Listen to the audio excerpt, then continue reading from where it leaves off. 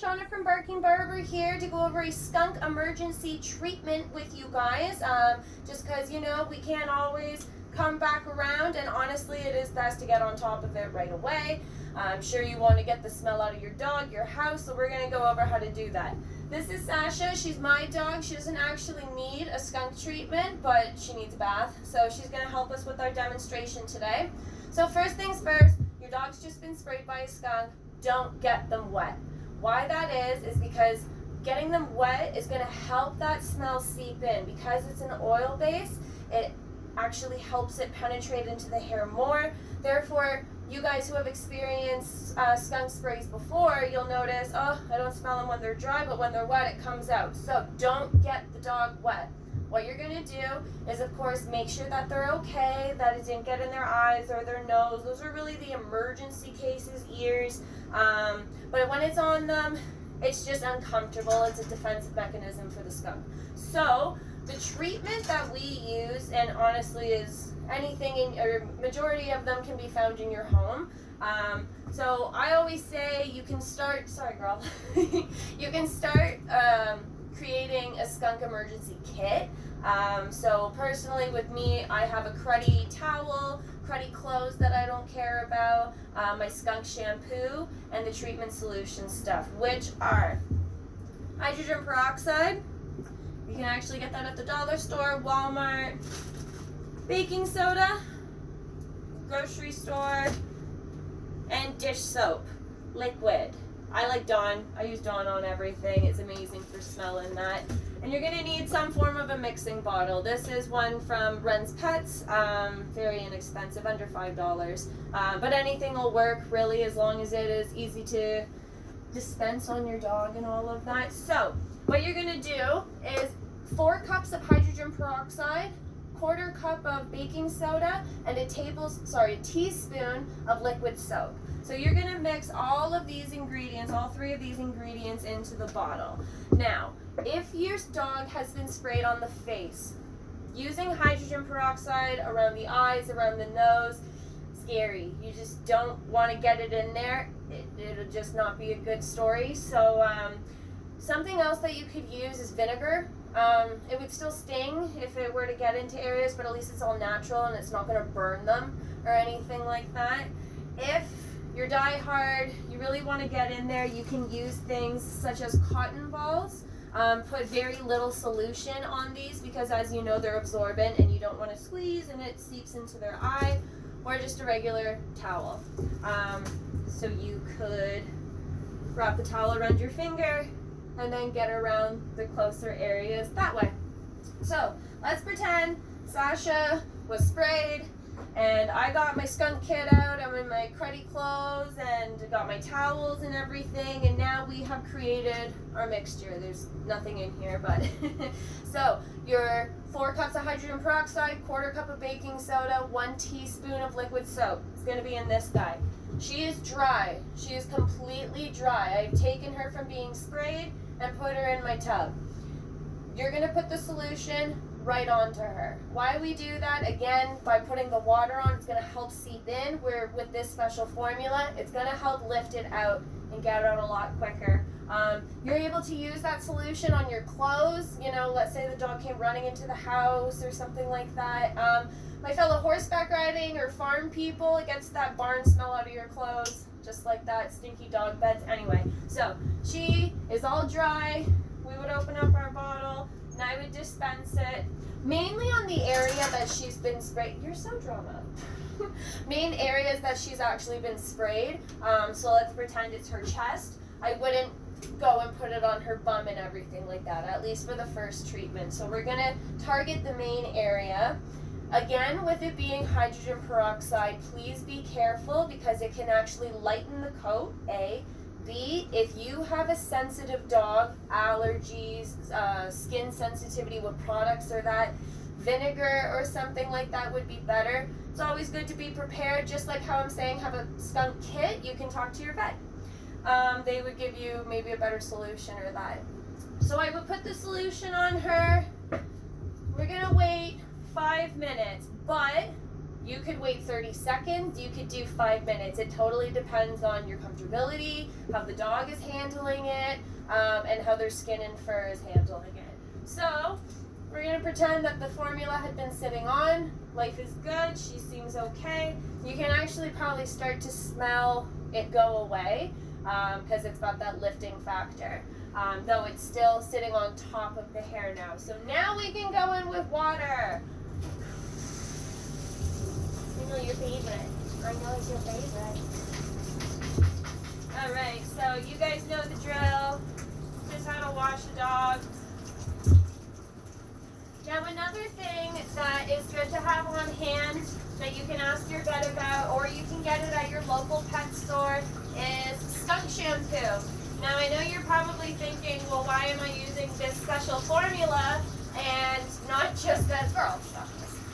Not just the formula. And it's just because the formula doesn't get everything out of them, but it's definitely a big help compared to just the shampoo itself.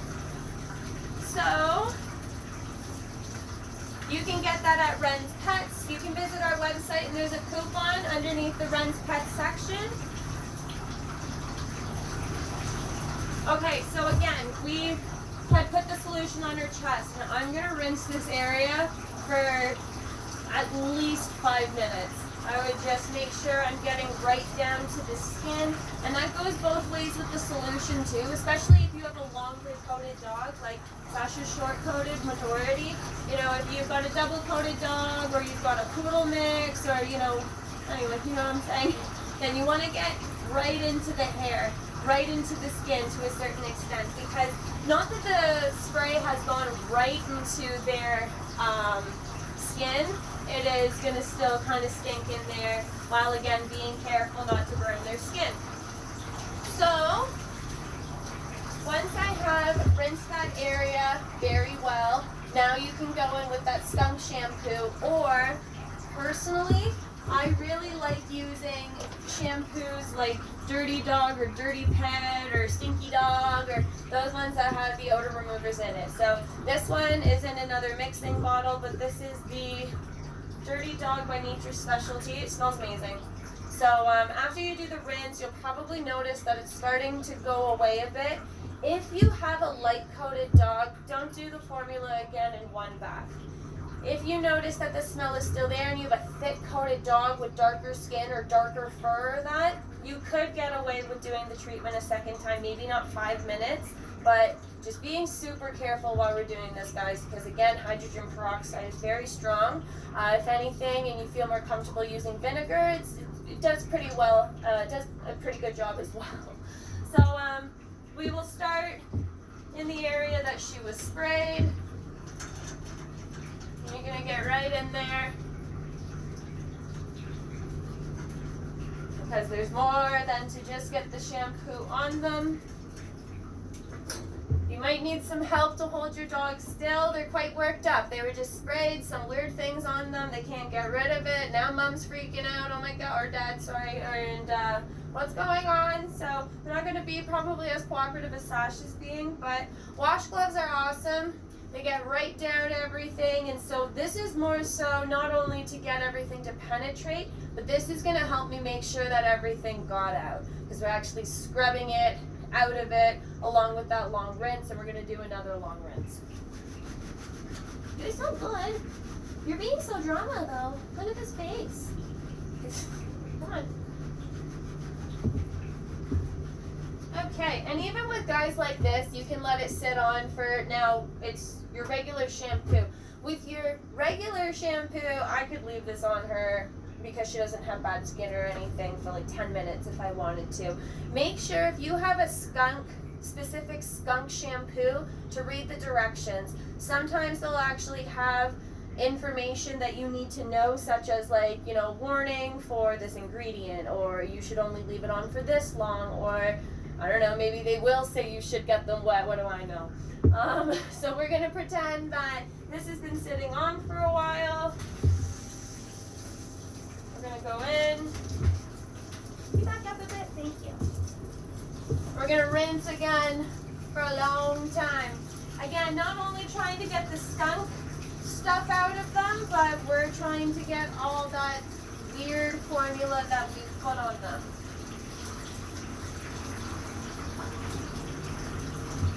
And regardless, you don't want to leave soap suds on your dog. It can give them dry skin and irritation and that. So ta-da! That would be pretty much your skunk treatment there. You would go in with your towel then, dry her off. If you have a blow dryer, like a true dog one, sure, go for it. With the human one, I would probably put it on the low heat, if anything. Well, as cool as possible. You don't want to overheat your dog, especially if they have a short snout like a Shih Tzu or Pugs or Shibas or anything like that. That was wrong, I think. Anyway, it's been a long day. I'm trying to squeeze this in for you guys.